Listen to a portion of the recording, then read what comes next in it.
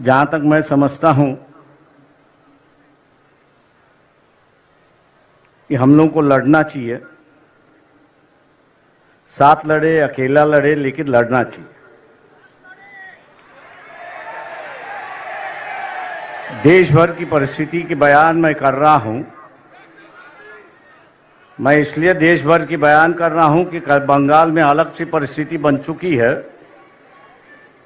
महाराष्ट्र में कोशिश की जा रही है कि हम सब जन इकट्ठा लड़े, लेकिन दो चीजें जो है वो सबसे बड़ी चीज है, मैं यहां पर मानता हूं। इलेक्टोरल बॉन्ड आ चुका है और हर चैनल पर अमित शाह का बयान आ रहा है कि हमने जो है इलेक्शन के माध्यम से जो काला धन था उसको भगा दिया है। लेकिन मैं मोदी जी से और अमित शाह से पूछना चाहता हूं, future gaming and hotel service company है कि जिसकी 2021-2022 की जो नेट प्रॉफिट है, ये नेट प्रॉफिट 215 करोड़ का है और उन्होंने इलेक्ट्रल बॉन्ड जो है वे 1360 करोड़ का खरीद लिया है।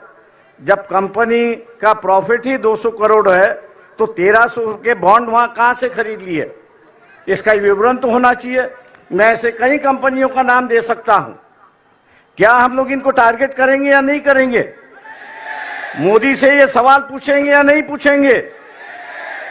और हम लोग जरूर पूछना चाहेंगे कि आप कह रहे हो, अमित शाह से हम कह रहे हैं कि आप टीवी पर जवाब देते हो तो इसका जवाब दीजिए कि इस कंपनी के पास 1300 करोड़ रुपए कहां से आए, इसका जवाब होना चाहिए। आप इन पर ईडी की इंक्वायरी करवा रहे थे, लेकिन ईडी की इंक्वायरी अब रुक चुकी है। ऐसी एक परिस्थिति है।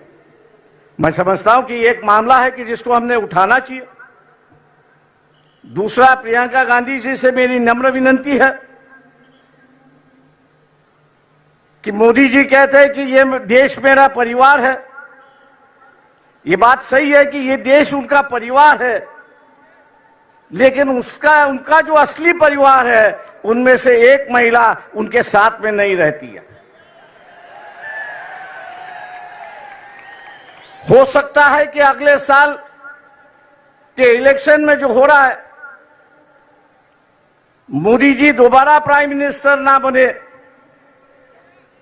कांग्रेस पार्टी के अध्यक्ष से भी मेरी दरखास्त है कि हम लोग इस मुद्दे को उठाए और हिंदू समाज के अंदर फैमिली का जो रिश्ता होता है वो सबसे गहरा रिश्ता होता है। मोदी जी उस रिश्ते को निभाए, उस रिश्ते को निभाए और अपनी पत्नी को अपने साथ में लेकर रहे। 2-4 दिन बाकी है, उसके लिए हम लोग को लड़ना चाहिए। मैं उम्मीद करता हूं कि खड़गे जी जब बात करेंगे इस पर जरूर अपनी टिप्पणी यहां पर करेंगे, क्योंकि वह हिंदू संस्कृति की बात करते हैं, हिंदू रिवाज की बात करते हैं और वही रिवाज और वही उसको मानने के लिए तैयार नहीं। पर्सनल मामला है, मैं जानता हूं,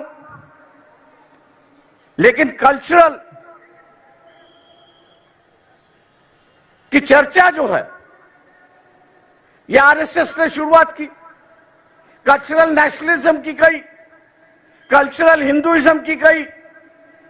अब वो अगर अदा नहीं कर रहे हैं तो मैं समझता हूं कि हम लोगों की जिम्मेदारी होती है कि उनको उनकी बात समझाए और उसको अदा करने के लिए वो अपना अधिकार के लिए वो लड़े और हम लोग उनको सिखाए। ऐसी एक परिस्थिति है। दोस्तों, 5 मिनट का वक्त होते आ रहा है।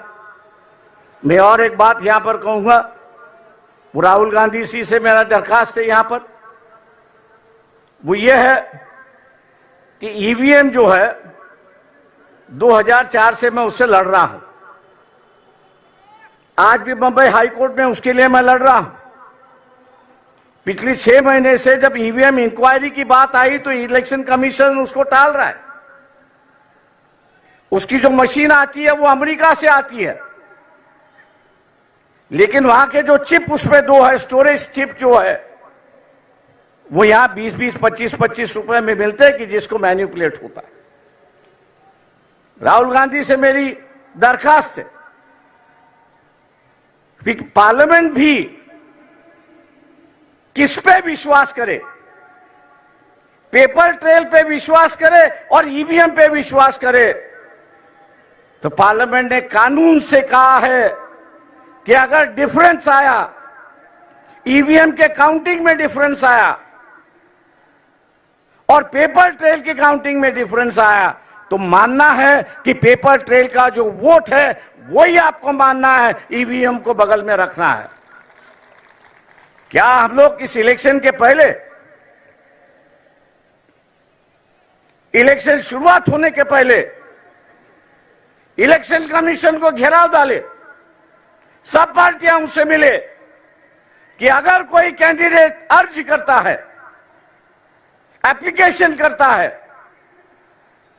कि वे वेरीफाइड पेपर ट्रेल जो है वो काउंटिंग होना चाहिए, उसका एप्लीकेशन मंजूर होना चाहिए, क्या हम लोग इसके लिए लड़ने के लिए तैयार है? दिल्ली में हम लोग को यहां पे जाना होगा। मैं राहुल गांधी से विनती करता हूं कि वो अगर डेट ऐलान करेंगे तो शायद हम लोग उसमें शामिल होंगे, बड़ी संख्या में शामिल होंगे, ये मैं आशावाद यहां पर करता हूं।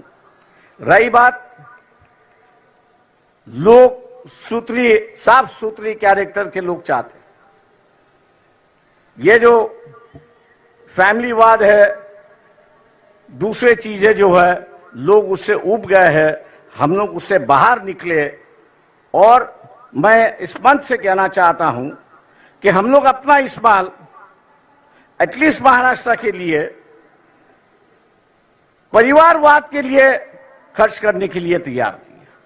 हम आपके साथ हैं, आम आदमी हो, डेमोक्रेसी सोशलाइजेशन हो, कैंडिडेचर का सोशलाइजेशन हो, ना ये हो किसी एक परिवार से, किसी एक कास्ट से ज्यादा लोकसभा के उम्मीदवार हो और हम उनको पीछे सिर्फ वोट बैंक बने। हम लोग वो बनने के लिए तैयार नहीं है। मैं इन्हीं बातों के साथ आपसे रजा लेता हूं कि 5 मिनट का वक्त खत्म हो चुका है। जय भीम, जय भारत। दोस्तों, सबसे पहले तो चैनल सब्सक्राइब करें, फिर लाइक, कमेंट और शेयर करें।